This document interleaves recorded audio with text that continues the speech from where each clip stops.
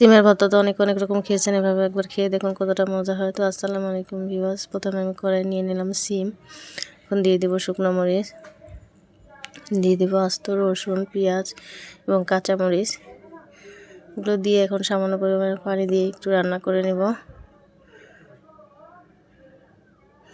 এখন পানি শুকিয়ে গেলে এখানে দিয়ে দিব পরিমাণ মতো সরিষার তেল। সরিষার তেল দিয়ে আর কিছুক্ষণ ভেজে নেব। তো সিমগুলো যখন ভাজা ভাজা হয়ে যাবে তখন এখানে দিয়ে দেবো একটু বেশি পরিমাণে ধনিয়া পাতা কুচি, দিয়ে আরও কিছুক্ষণ ভেজে নেব নেড়ে চেড়ে। তো সিমগুলো ভাজা হয়ে গেছে।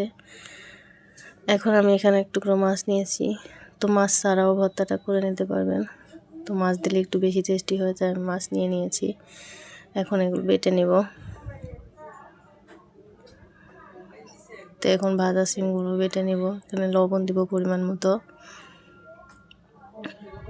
দিয়ে এখন ভালো করে বেটে নেব।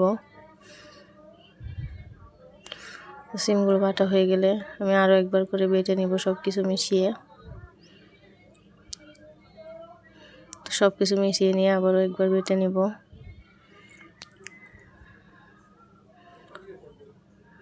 এখন আমার ভর্তাটা হয়ে গেছে। তো এইভাবে করে একবার হলে আপনারা সিম ভর্তা ট্রাই করে দেখবেন, খুবই টেস্টি হয়। ভিডিওটা ভালো লাগলে লাইক, কমেন্ট, শেয়ার।